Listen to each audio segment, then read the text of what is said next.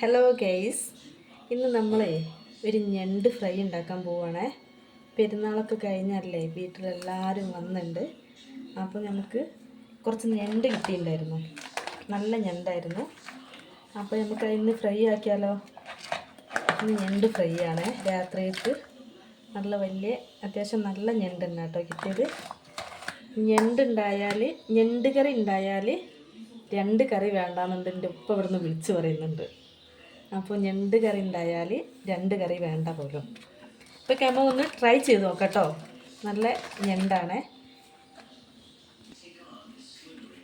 ഈ ഞണ്ടിലേക്ക് നമ്മൾ ആവശ്യമുള്ള സാധനങ്ങൾ എടുത്ത് 3 തക്കാളി എടുത്തിട്ടുണ്ട്. അതുപോലെ നല്ല അത്യാവശ്യം ഒരു 3 സവാള എടുത്തിട്ടുണ്ട്. അത്യാവശ്യം നല്ല ഇഞ്ചി എടുത്തിട്ടുണ്ട്. പിന്നെ വെളുത്തുള്ളി, പച്ചമുളക് അതും കൂടെ ആഡ് ചെയ്യണ്ടേ. ലിച്ച് പോയിട്ട് 2 കറിവേപ്പില എടുത്താ പുറത്തുണ്ട്. കറിവേപ്പില എടുത്ത് വന്നാ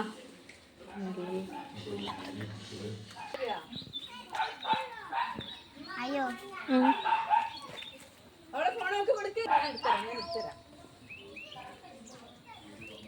എടുക്കണ്ടോ.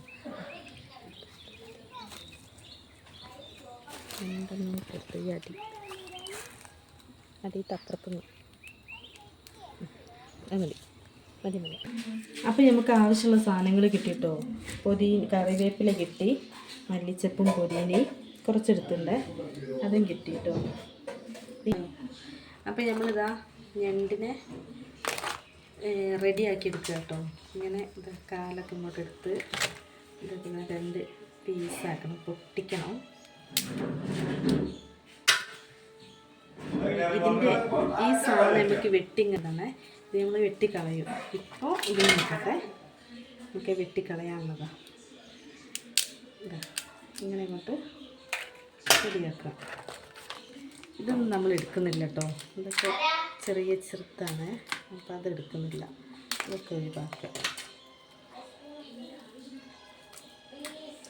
ഇനി മക്കൾക്കൊക്കെ വേണമെങ്കിൽ കടിച്ച് ഈമ്പാൻ രസമാട്ടോ. അത് വേണമെങ്കിൽ അങ്ങനെ നമുക്ക് എടുക്കാം, എടുക്കുന്നതിന് കുഴപ്പമില്ല.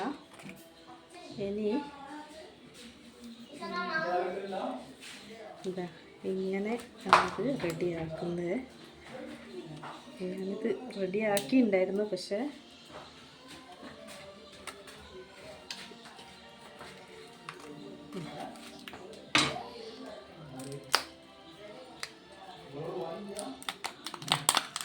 ഇങ്ങനെയാണ് ഇത് റെഡിയാക്കി എടുക്കുക. ഇത് ക്ലീൻ ആക്കാനുണ്ടാവും.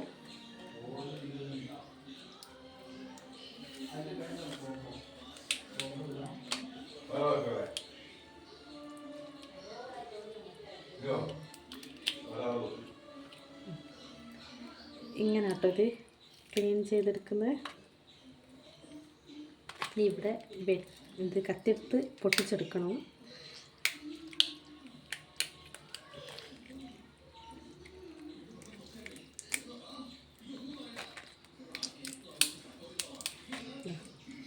ഇതൊക്കെ ഒഴിവാക്കിയിട്ട് വേണം നമ്മൾ കഴുകുമ്പോൾ ഒക്കെ നന്നാക്കിയെടുത്ത് കഴുകാനുള്ളത് കേട്ടോ. ഇപ്പം തൽക്കാലം ഇതിങ്ങനെ വെക്കണം.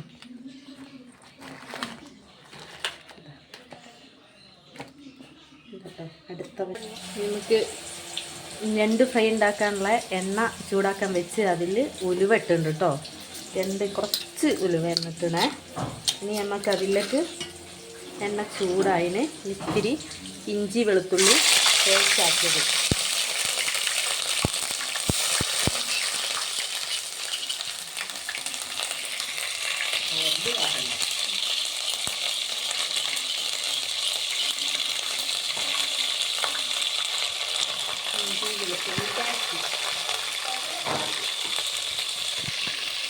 ഒന്നിതായി വന്നിട്ടുണ്ട്. ഇനി നമുക്ക് അതിലേക്ക് നമ്മളെ സവാള അരിഞ്ഞു വെച്ചത് ചേർക്കാതെ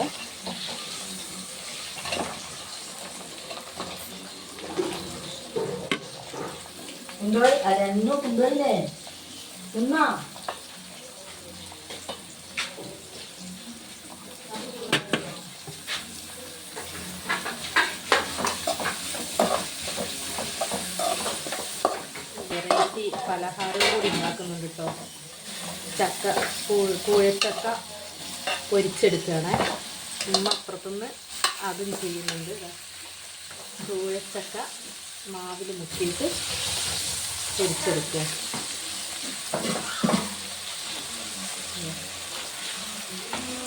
മൈദമാവിൽ മുക്കിയിട്ട് പൊരിച്ചെടുക്കുക. അതിൻ്റെ വീഡിയോ നമുക്ക് പിന്നെ ചേർക്കാം കേട്ടോ.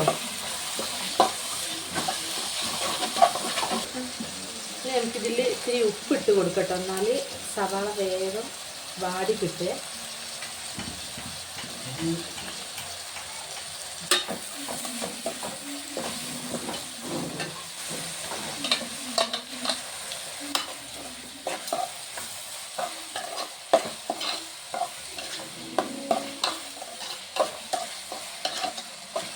നമുക്ക് തക്കാളിയും കൂടെ ചേർത്ത് നല്ലപോലെ മിക്സ് ആക്കിയിട്ട് നമുക്ക് നല്ലോണം മൂടി വെച്ച് വേവിച്ചെടുക്കാം കേട്ടോ. തക്കാളി കൂടി ചേർത്ത് ഇളക്കി നല്ലപോലെ മിക്സാക്കുക. എന്നിട്ടത് മൂടി വെച്ചാൽ നല്ലപോലെ ഒരു മിക്സായിട്ട് കിട്ടും. നല്ലൊരു ജ്യൂസ് പരമായിട്ട് കിട്ടുക.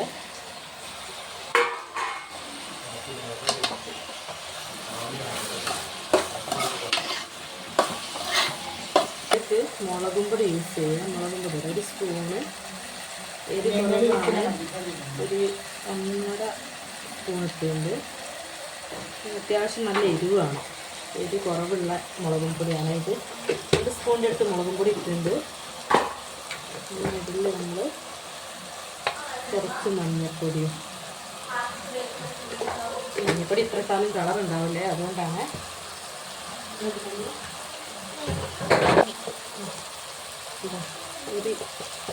ഇത്തിരി 1 സ്പൂണ് മല്ലിപ്പൊടി. നമ്മൾ ഒരു 2 കൈ കറിവേപ്പില ഇടുന്നുണ്ട്. ഇതിപ്പോൾ മിക്സ് ആക്കട്ടോ.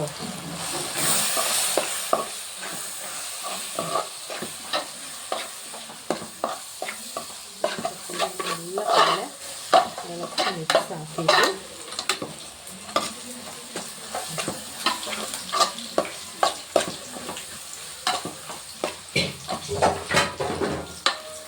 നല്ലപോലെ ഇളക്കിയെടുക്കണേ. ഇതിലൊരു പച്ച മണം ഉണ്ടാവും. ആ മണം പോകുന്ന വരെ നമുക്ക് ഒന്ന് ഇളക്കി കൊടുക്കുക. നമുക്ക് ഇതിലേക്ക് നമ്മൾ റെഡിയാക്കി വെച്ച ഞണ്ടിട്ട് കൊടുക്കുക.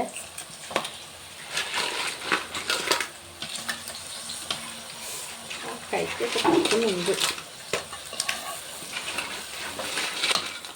കൂടുതലും കാലല്ലേ. നല്ലതുപോലൊന്ന് ഇളക്കി കൊടുക്കട്ടോ. നല്ലപോലെ ഇളക്കണം. എല്ലാത്തിനും ഈ മിക്സ് മസാല ആയിട്ട് നല്ലപോലെ നമുക്ക് മൂടി വെച്ച് ഞാൻ വേവിക്കട്ടോ. അപ്പോൾ നമുക്കിത് നല്ലോണം ഒന്ന് മിക്സ് ആക്കിട്ടോ. നമുക്കിത് മൂടി വെച്ച് ഞാൻ ഒന്ന് വേവിക്കണം കേട്ടോ.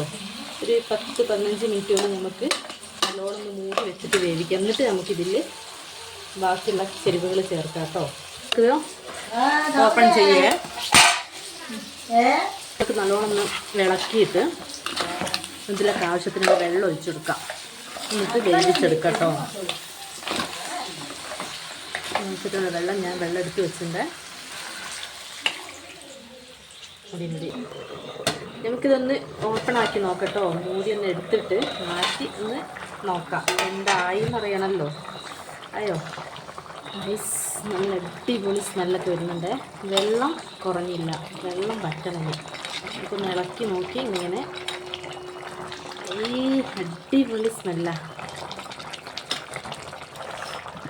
ഇനി നമുക്ക് ഇത് ഇറക്കാം കേട്ടോ. കൂടുതൽ വറ്റിക്കുന്നില്ല, അധികം വറ്റിക്കാതെ എടുക്കുകയാണ്. എല്ലാവർക്കും വേണ്ട കുറേ ആൾക്കാരില്ലേ.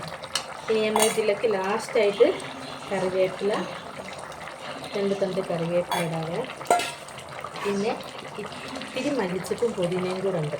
അതും കൂടെ നമുക്ക് ഇതിലേക്ക് ആഡ് ചെയ്യാം കേട്ടോ.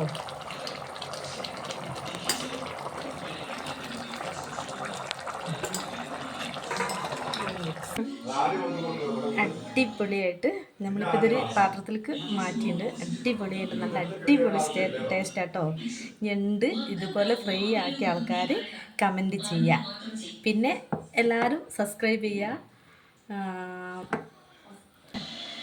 കമൻറ്റ് ചെയ്യില്ല എല്ലാവരും ഞണ്ട് ഫ്രൈ ഉണ്ടാക്കിയ ആൾക്കാരൊക്കെ ഒന്ന് കമൻറ്റ് ചെയ്യാം കേട്ടോ. Okay, thank you.